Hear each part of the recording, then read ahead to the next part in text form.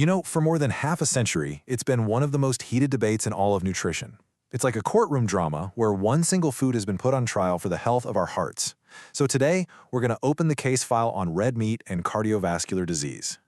All right, let's just get right to it. This is the question, isn't it? The one that creates 1,000 different headlines. One day, a study says red meat is totally fine. The next, it's a one-way ticket to heart problems. It can be so confusing. So let's try to cut through all that noise and really look at what the evidence says. For a really long time, the answer seemed to be a pretty simple yes. And that belief, well, it shaped dietary guidelines and doctors' advice for generations. But as you're about to see, the real story that science is telling us now is way more nuanced and, honestly, a lot more interesting. Okay, so to really get this whole debate, we first need to get clear on the two main characters in our story: cardiovascular disease, the huge global health challenge, and red meat, the accused. First up, our main health challenge, cardiovascular disease, or CVD for short. Now, this isn't just one thing. It's this big umbrella term for all sorts of conditions that affect the heart and blood vessels. And because it's a leading cause of death around the world, understanding any link to our diet isn't just important, it is absolutely critical. And here's our other character, red meat. We're talking beef, lamb, goat, you name it. Now, what often gets totally lost in this debate is that this is an incredibly nutrient-dense food. I mean, it is packed with high-quality protein, iron that our bodies can easily use, zinc, and that essential vitamin B12. So, how did something so nutritious get such a bad rap? To answer that, we have to rewind the clock a bit.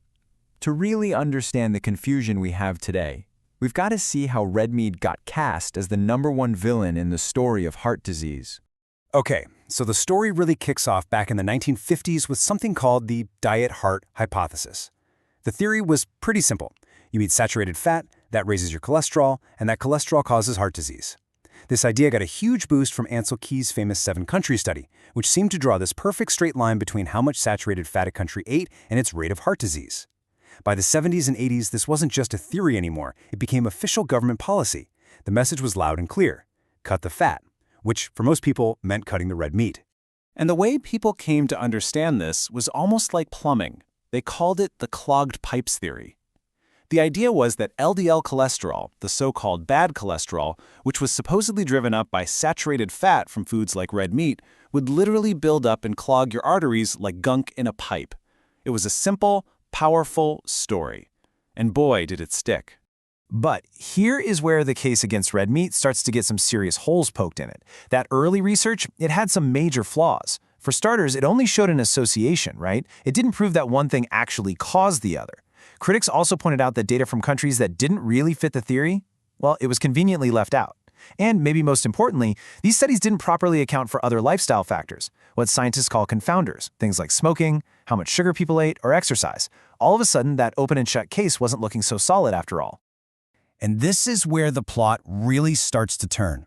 Scientists began to look way closer at the evidence, and a huge crack appeared in that old theory. And it all centered on one critical distinction.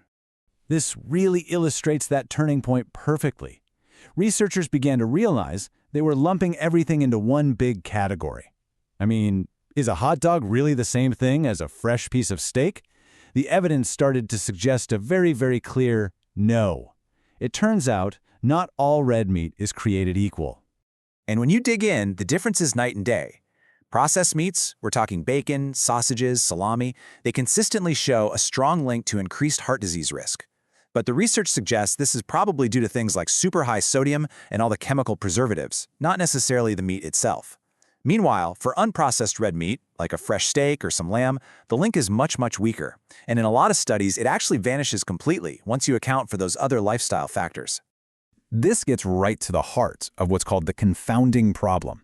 You see, in a lot of these studies, the group of people eating the most red meat also had a bunch of other unhealthy habits. They were more likely to smoke, they exercised less, and they ate fewer fruits and veggies. So you have to ask, was it the steak that was causing the problem, or the fact that it was eaten with a giant pile of fries and a soda instead of with a big salad?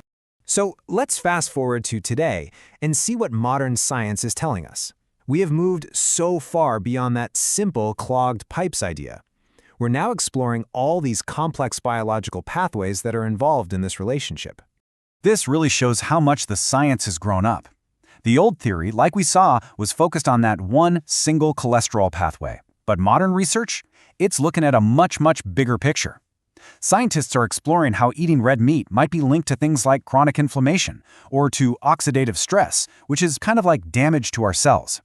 And a huge new area of focus is something called TMAO, which actually involves the bacteria living in our gut. The main point is, it is not just about one single thing anymore. So what on earth is TMAO? Well, it's a compound that our gut bacteria produce after we eat certain nutrients, like carnitine, which is found in abundance in red meat. Our liver then converts it to TMAO, and some studies have linked high levels of TMAO to the development of plaque in our arteries. This is a super active area of research right now. So after all these decades of research, where do we finally land? What's the verdict? Well, it turns out the answer isn't about one food being a hero or a villain. It's all about the company that food keeps. In nutrition, context is king. And if there is one single thing to take away from all of this, let it be this: your overall dietary pattern matters so much more than any one single food.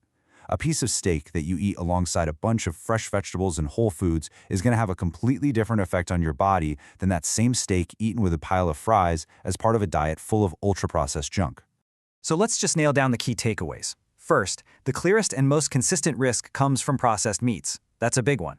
Second, for unprocessed red meat, the evidence for harm is pretty weak and often just disappears when you account for lifestyle. Third, what you eat with your meat, the dietary context, is what really seems to determine the outcome. Pairing meat with protective things like vegetables and fiber seems to be key. And finally, of course, moderation is critical. So when you look at all of this, it seems like maybe we've been asking the wrong question this whole time. Instead of trying to slap a simple good or bad label on it, the evidence is pointing us toward a much smarter question. Not if we should eat red meat, but how we should eat it as part of a healthy, balanced lifestyle.